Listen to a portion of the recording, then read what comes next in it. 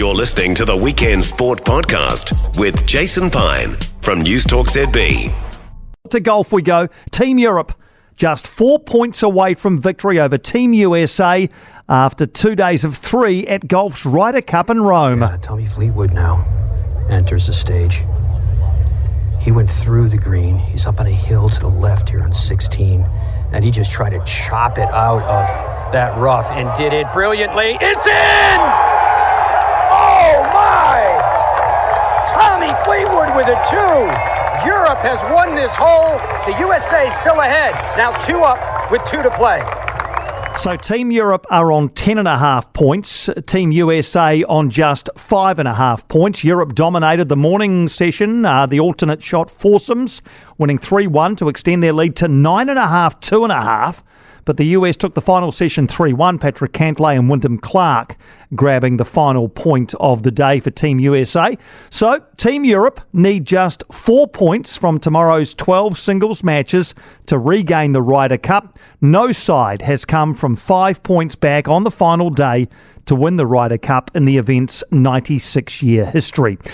Russell Hargreaves is in Rome covering the Ryder Cup for talkSPORT. He joins us now. Russ, thanks for taking the time. I want to start in the car park, which is a sentence I don't think I've ever started a sporting interview with, but there was a heated exchange involving Rory McIlroy and one of the US caddies in the car park afterwards. What happened and what led to this? This is just a remarkable story, to be fair with you. So Patrick Cantlay, of course, ended up draining that brilliant winning putt to beat Rory and Matt Fitzpatrick. Cantlay alongside Wyndham Clark on the last. And I know we'll come back to some golf and some actual chat about what happened on the course in a bit.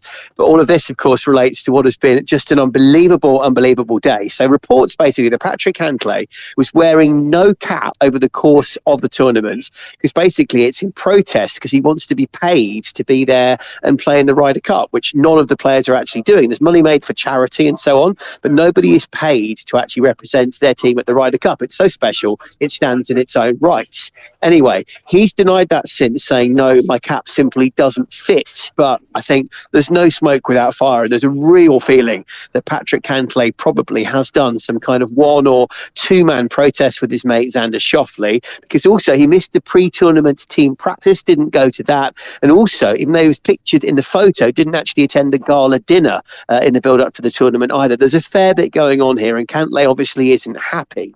So anyway, fans then goaded Cantlay all day by basically waving their caps and coming up with some brilliant songs and kind of weighing in and having a go at him for the fact he was capless. So anyway, his caddy, Joe LaCava, then did exactly that randomly to Rory McIlroy on 18 after his man had holed that putt. Ran up to Rory and ran across his line as well because he had the chance to maybe re-hole and tie the match. So Rory takes massive exception to A, this idiot of a caddy waving a cap in his face, B, the fact he's running on his line, and the rest of the US team start waving their caps as well. Shane Lowry and Justin Rose take umbrage at that, respond and run back out. That was what happened on 18 at the end of the match, and then spilling over, clearly there's a big issue here. So Rory's unhappy. LaCava maybe is part of the caddies union. We're not really sure in terms of how exactly Jim Bones Mackay is the one specifically, now of course with Justin Thomas got. Those last pictures are Rory and JT's caddy having a very, very heated exchange. And I think you can hear the words from Rory, "Get him off the tour," comes out at one point during it. And eventually, again, same mate, Shane Lowry, pulls him away and on we go. So is that a fair synopsis of why we're there? It's just been bonkers. It's been mental all about over the last few hours. Absolutely extraordinary, yeah. And as you say, that's all at the back end of the day. I mean, that's a huge storyline, Russ, but what were the other storylines on day 2? Because after day 1, in fact, can I start on day 1 just quickly? Why were the US so poor on day 1? So the infighting, potentially because of this Cantlay situation's emerged as a possible.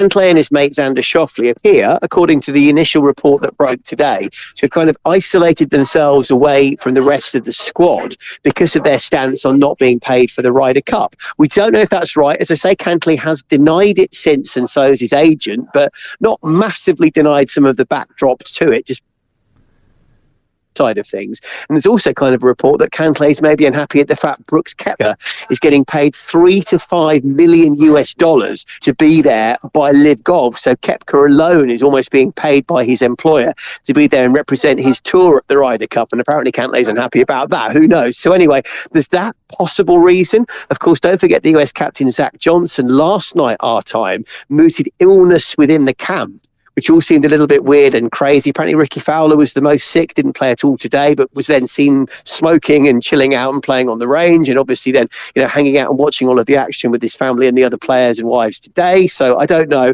There's a few possibilities going around, but ultimately for me, they just did not play well. They were outplayed on the course, outthought captaincy-wise by Luke Donald against Zach Johnson, and I think probably a bit rabbit in the headlights of this incredibly fervent, passionate home atmosphere that we're seeing in Rome as well. The home fans are just absolutely on it. The chants they're coming up with are absolutely brilliant. The whole situation outstanding, and we're loving absolutely every minute of it. Absolutely fantastic. All right, well, day two then. Europe dominated the morning alternate shot foursomes, winning 3-1. They went out to 9.5, 2.5. Team USA needed a big afternoon and got one. What were the main storylines wrapped around day two? So I think we'll start with the morning foursomes, where we saw Europe continue to really put that hammer down on the Americans, and the 9-7 shellacking that Victor Hovland, the of course FedEx Tour champion, and young Ludwig Aubert gave Brooks Koepka and Scotty Scheffler. 9-7 is our biggest as Europe ever win in the entire history of the Ryder Cup when it comes to foursomes. It was just brutal. The Americans managed to halve 2 holes and lost 9. And it ended on the 11th. Koepka just looked completely disinterested and lost. And Scheffler was actually crying by the end, and this guy is still the world number one nominally. So that absolute humping was one of the major stories. Wins again for McIlroy and Fleetwood. That put Rory 3 from 3 at that point for Rahm and Hatton.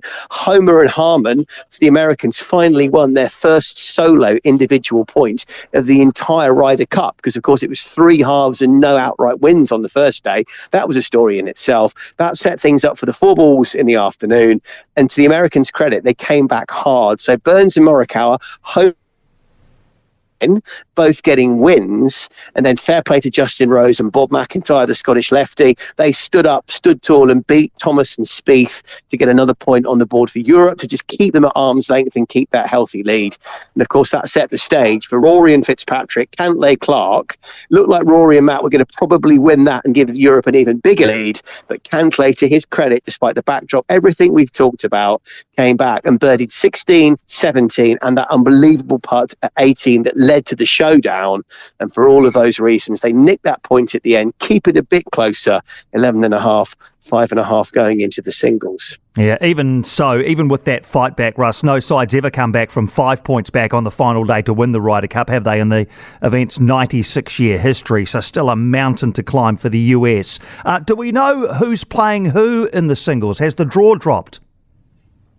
Yes, it has. So you're absolutely spot on that first point. So we talk so much about the miracle at Medina here, which was back in 2012, and that was a 10-6 deficit that somehow away on enemy territory Europe overturned, and obviously the likes of Justin Rose were absolutely key in that, and we will never forget it. But you're absolutely right, this is a further point gap, and I think it is asking too much. And yes, the Sunday singles are out, and in terms of the draw, of course, both captains kind of almost blind put their numbers 1 to 12 into a hat, and then it's all kind of like put between the pair. We were so close to having McIlroy and Cantlay actually playing each other. Oh. How incredible would that have been? Cantlay was listed at 3 by Zach Johnson in his list of 12, and Rory was listed at 4 by Luke Donald. So they have just missed each other. McIlroy plays Sam Burns, he with the ridiculous hairdo with USA and the mullet kind of carved into it. Cantlay plays Justin Rose, absolute hero of the day, Ryder Cup legend. So can Rosie down Cantlay? We would love that. That would be a great story. And McIlroy Burns returns will be fascinating. Just to run through it, we open with Jon Rahm against Scotty Scheffler, two of the world's top three players. Rahm's been great. Scheffler's been all at sea. Hovland against Morikawa, so tour champion against another real quality player. And just through the rest of it, I think Matt Fitzpatrick, Max Homa will be great. Homer's been really, really good for the Americans. And Matt, particularly on day one, when he went 6 under through 5 in the afternoon with Rory, has been exceptional too. Hatton Harmon will be punchy. Ludwig Aberg, our brilliant young Swede, against Koepka, that'll be nice. And it all concludes Straka Justin Thomas, Højgaard Schauffele, Larry Spieth, Fleetwood Fowler and McIntyre Clark. So fair bit of front loading from the skippers there. America need early points on the board. Points, put some pressure on. That's how Europe did the miracle against Medina. I'm not sure it's going to happen. I'm pretty confident that with Rahm, Hovland, Rose, McIlroy, Fitzpatrick, Hatton as your first 6, I'm pretty sure we'll get the 3.5 points to halve and the 4 crucially to win that we need. I'm pretty sure that they will get that job done. Actually, let me get that right. The 2.5 to halve and the 3 to win. I'm pretty sure we will do it. All right, well, it's still an intriguing final day in prospect. Just before you go, Russ, I mean, golf's a fairly civilised sport for the most part. You know, these players play alongside one another on tours around the world every other week of the year. There seems to be some real heat, some real tension at Ryder Cup time. Is that just what this event has become? Yes, I think it's a really good point. America seems to be very good at shooting themselves in the foot and having random fallouts. So this whole situation with Cantlay and Schauffele is a good example. And I forget when I was in Paris for the last home Ryder Cup 5 years ago because of COVID, there was reports that Koepka and Dustin Johnson, before he went to live, had fallen out on the plane on the way over and nearly come to blows. There always seems to be an issue there. So that's one thing I would say. And I think with the LIV sort of PGA Tour, DP World Tour split, that's added extra animosity clearly coming into this one. No DeChambeau, no DJ, these kind of guys there, and Koepka is the only representative. There's definitely tension still within the golfing ranks. For an agreement and hopefully a resolution where it all in some way comes back together by December the 31st to get golf moving on the same page moving forward. I really hope that is the case. But I think the Ryder Cup as a whole, just the strange entity that is Team US and how hard they seem to find it to gel, and that whole LIV backdrop are some of the reasons why this has been, you're right, very spiky, very ill-tempered. Because earlier in the tournament, of course, there was Jon Rahm and Brooks Koepka falling out, where Koepka, having lost, accused him of behaving like a child. Basically, he was just, pathetic and all that kind of stuff. That was pretty nasty. And yeah, there's been a fair bit bubbling, and we shall see how much more explodes on that final day and what also we finally learn and what truth we can find about some of the stories we've chatted that I'm sure will come out over the next few days, few weeks and few months. Incredible. Russ, thanks so much for your comprehensive report and for staying up late for us as well. Russ Hargreaves out of talkSPORT, wrapping a quite extraordinary day at the Ryder Cup. More for what happened afterwards, to be fair. The sight of Rory McIlroy and one of the Team USA caddies, Jim Bones Mackay, going at it in the car park afterwards. Just quite incredible. The final round of singles matches tomorrow. Team Europe in pretty good shape, though, to regain golf's Ryder Cup. For more from Weekend Sport with Jason Pine, listen live to News Talk ZB weekends from midday or follow the podcast on iHeartRadio.